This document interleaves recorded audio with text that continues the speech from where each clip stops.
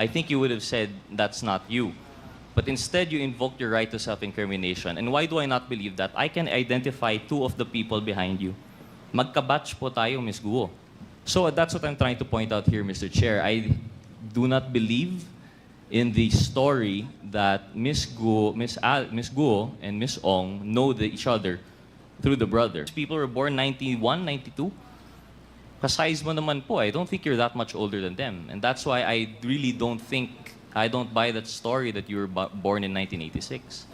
And I don't buy the story that this is not you. In fact, they called you Ping. Ping po yung nickname niyo dito. Ano po yung sagot mo doon? You said you have no recollection at all kung paano nasama yung pangalan po ninyo. Tama po ba yan, Mr. Chair? Mr. Chair, all related Hong Sheng, Bao Fu, I invoke my right against self-incrimination po. Alam naman po ninyo, kayong mga lawyers, alam nyo naman po kung ano yung makakaapekto sa kaso nila. Kaya wag nyo silang pabayaang magtago sa likod ng right against self-incrimination. Allowed what was dubbed as hubs. By hubs, meaning to say different locators, different POGO operators can exist within one hub. The one in Clark, Sun Valley, which was raided by the ACG and PAOK on May of last year. The second one was, if I am not mistaken, the one in Bamban.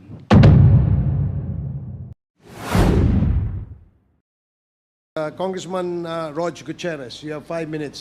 Congressman Gutierrez, you're recognized. Thank you, Mr. Chair. Mr. Chair, as much as we would like to interpolate si Mr. Yang, I'd like to clear a few things po, especially in light of the matrix with some of our resource persons from last time. Because I think of note talaga po sa ating matrix is that it seems to be a parallel operation. Nakita po natin na yung first parts of our Quadcom were only scratching the surface. Itong mga POGO operations pala happening in parallel is only the initial, and it's the lower level actually. And now we're moving up. But before we move on with Mr. Yang, I just have a few questions. Kasi nga po, nakita natin, parallel po based on the matrix. For example, I'm sure there are many more POGO operations, pero parallel po yung sa Porac and yung sa Bamban. So that, Mr. Chair, I'd like to direct my first question to Ms. Ong and to Ms. Guo. Ms. Ong, you had said before that kilala niyo po si Ms. Guo. Tama po ba? Yes po, Mr. Chair. And in what capacity po yan, Ms. Ong? Nakilala ko lang po siya dahil kay Wesley Guo po. Si Wesley Guo is supposedly your boyfriend po. Tama po, Mr. Chair. Yes po, Mr. Chair. And you've met Wesley Guo how po? Somewhere in Binondo po. In Binondo po. Pero si Wesley Guo, the brother of Alice Guo, Mr. Chair, may I direct my question to Ms. Alice Guo? You mentioned po you lived in Tarlac for most of your life po. Tama po ba? Yes po, Mr. Chair. So from age 0 to, you claim to be 38 po, no, Ms. Guo? From 0 to 38, talagang residence po ninyo is Tarlac. Yes po. Have you at any point in time found yourself in Binondo?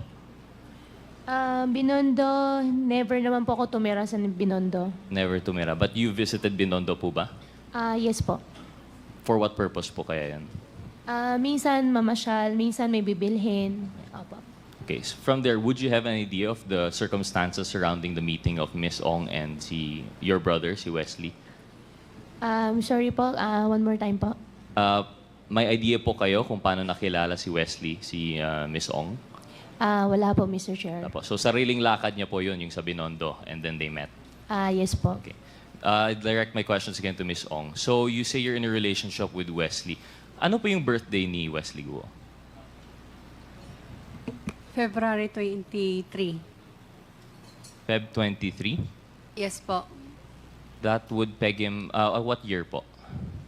1990... wait, bilangin ko lang po. Mr. Chair, do we have anyone who can confirm the date? Because my data says otherwise. I think... Perhaps, Mr. Chair, I can ask the Bureau of Immigration. They might have the documents po, no? Mr. Chair, directing my question to the Bureau of Immigration, anong birthday po ni Mr. Wesley Guo based on his Philippine passport?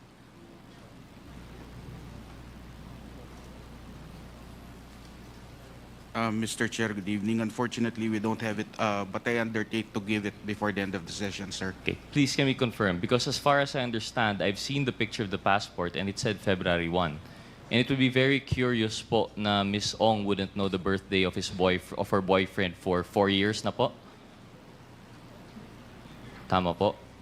But we'll confirm it later po naman, no? We don't have the data. Would you know po kung anong schools pinuntahan ni Wesley Guo? Boyfriend mo po of 4 years, hindi mo po alam kung anong schools pinuntahan niya? Hindi po, Mr. Chair. Isn't that curious? Di ka man lang na-curious kung saan po siya pumunta for schooling? Hindi po. So ano yung mga... What aspects of his life do you know about? Alam mo po ba kung ano yung hobbies niya? Maglaro po. Maglaro. Yung hobby ng gamdam. Ng gam-gam. Ng Parang robot. robot. Yun lang po. And the nature of his work, are you familiar po? No po. Hindi rin. So as supposedly a couple from 2020 or 2021, hindi mo po alam yung school niya, hindi mo po alam yung interest niya, and I'm pretty sure hindi mo alam yung birthday niya. So that's what I'm trying to point out here, Mr. Chair. I do not believe in the story that Miss Guo and Miss Ong know each other through the brother. In fact, I believe the matrix more in which what binds them is their work relation through Mr. Duan Renwu and Mr. Xiang Chi. And in fact, I would, if there's anything that I would change to the matrix, I would say that dapat si Duan Renwu and si Xiang Chi should be in the middle between the two because he is the link that binds. Because, Mr. Chair, I'd like to ask again, between the two, between Baofu, which I think, Ms. Guo, ano po yung relation po natin sa Baofu? Your Honor, after po ako nag-divest, wala na po kami relationship. Oh, but prior po, you were an incorporator. Prior po, Baofu, landowner. Okay, landowner po talaga. So, Baofu, may link po tayo kay Ms. Guo. Kay Ms. Ong naman, admittedly, incorporator ng LS99 through Mr. Duan Renwu. So, we see, ito na po yung sinasabi ng matrix na parallel operation. We have here two owners of yung supposedly, yung land-owning corporation, which will eventually lend to the POGO, of which they are still actually a part of. Yung si Mr. Duan Renwu, if I remember, is ninong po ni Ms. Ong. Is that correct, Ms. Ong? Yes po, Mr. Chair. And admittedly, si Mr. Duan Renwu, kilala rin po ni Ms. Guo. Is that correct, Ms. Guo? Your Honor, nakilala ko po siya through Cassie Lee. Through Cassie, allegedly. You met Cassie through the boyfriend na hindi niya nga mabanggit kung anong school or anong birthday.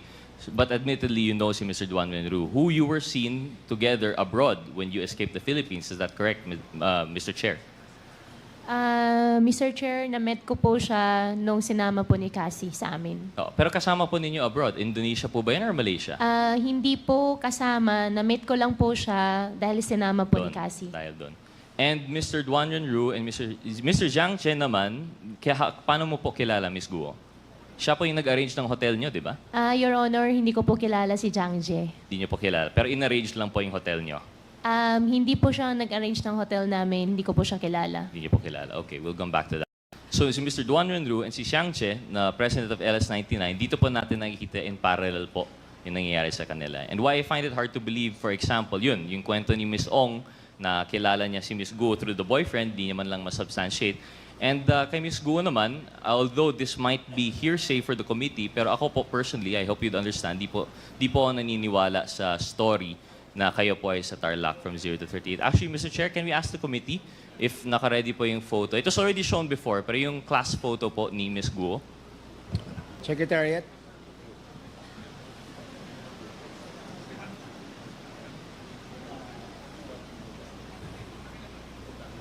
Ms. Guo, while waiting for that po, you say you were born in 1986. Tama po ba?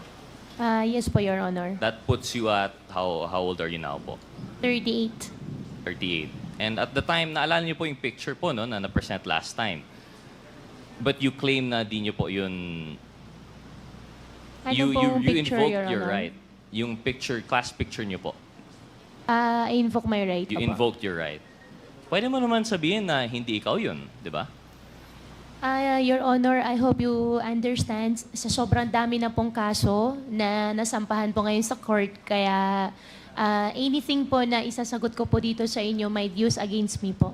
Opo. Well, I think that's why I have a tendency not to believe you po. Kasi kung talagang hindi ikaw yan, I think you would have said that's not you.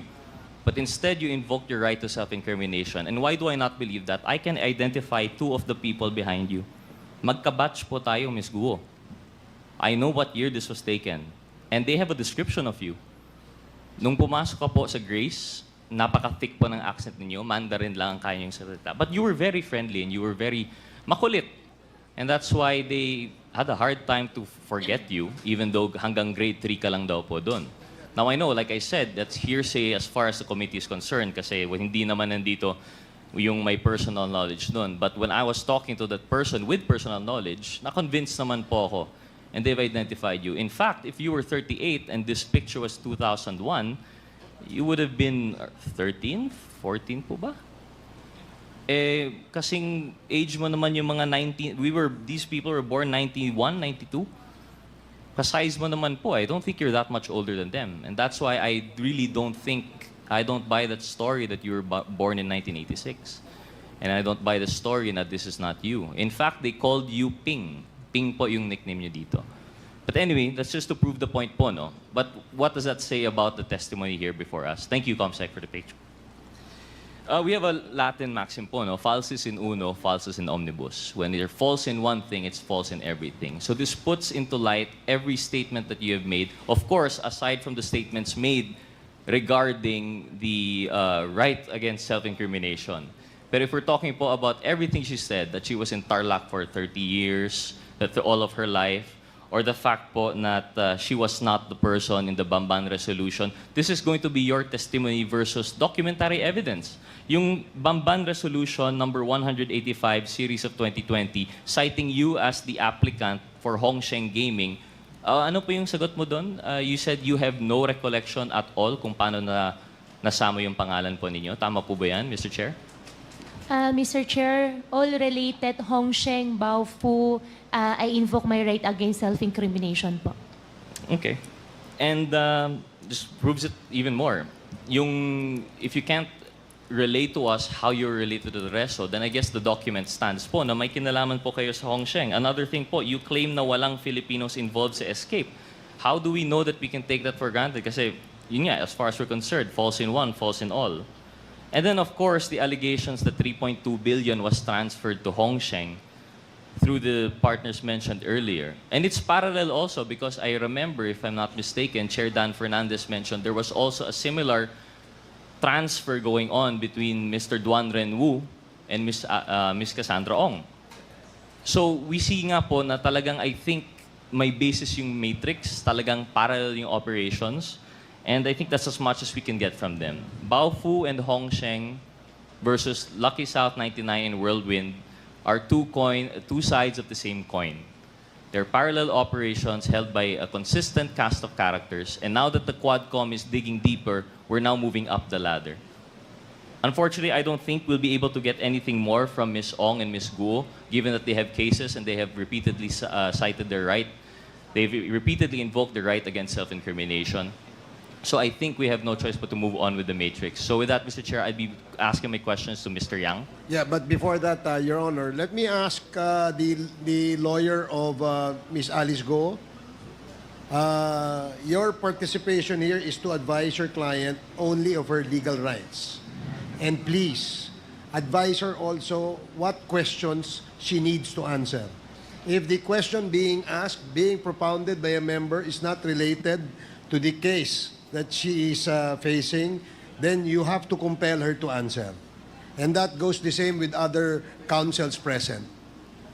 Okay, para lang ho maliwanag, that's our ground rules. Alam naman po ninyo, kayong mga lawyers, alam nyo naman po kung ano yung makakaapekto sa kaso nila. Kaya wag nyo silang pabayaang magtago sa likod ng right against self-incrimination.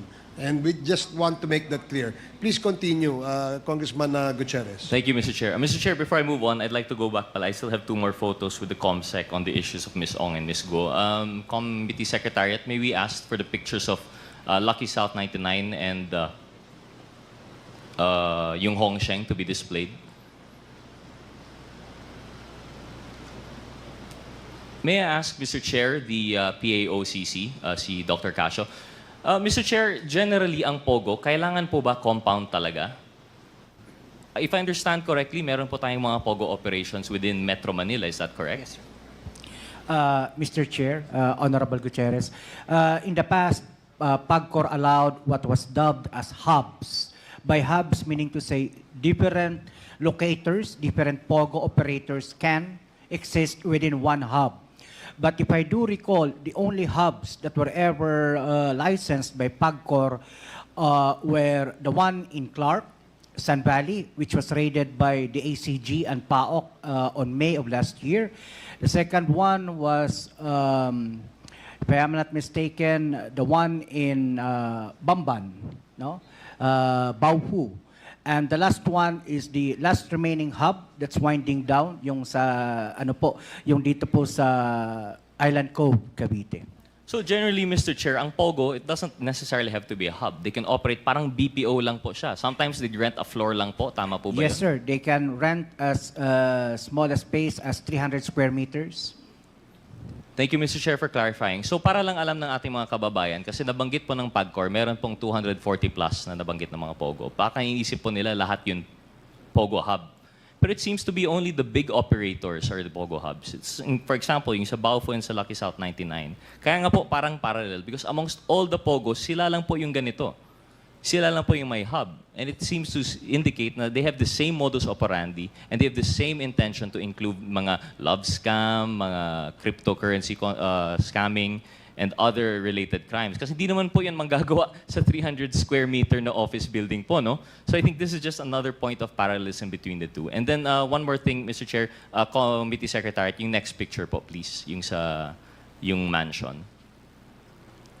Ms. Ong, Mr. Chair, is this image familiar to you po?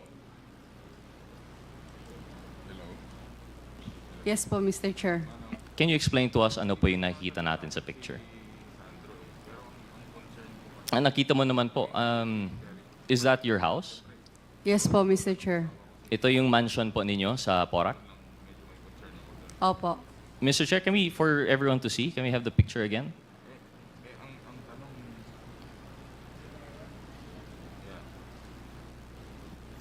Ms. Ong, gano'ng kalaki po yung inyong property dito? Tama po ba? That's like a little massage house in the middle of the lake behind the bigger mansion proper. Tama po ba, Ms. Ong?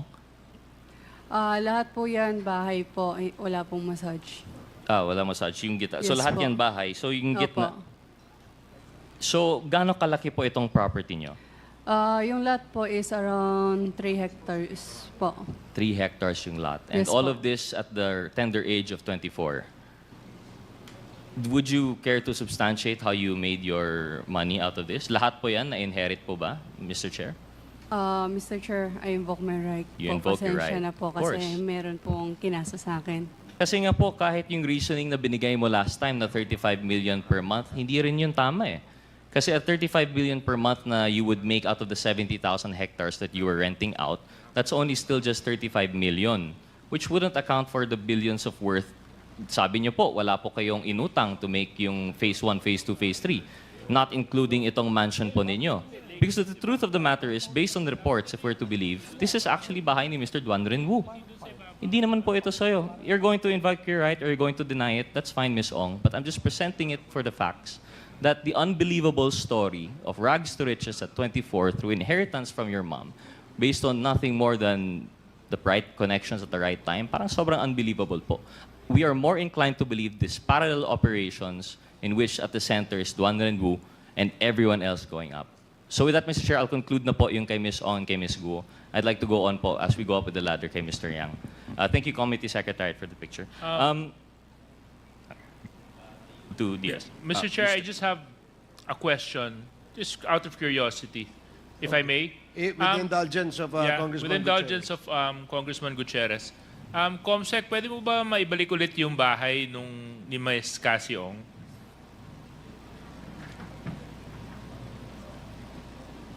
Ms. Cassie, pwede niyo po bang sabihin niyo kung tama po yung pagkaunawa ko dito sa litrato? So meron pong lake at yung bahay po ninyo ay yung nasa gitna. Tama po ba yun? Can you go back? Hindi, yung bahay po. Yung bahay, Comsec. Yung bahay, Comsec. Prior picture, please. Yan. Yeah. Excuse me. Yes? Yes po. Yes po, Mr. Chair. So yung bahay po, ano po yung nasa gitna ng lake?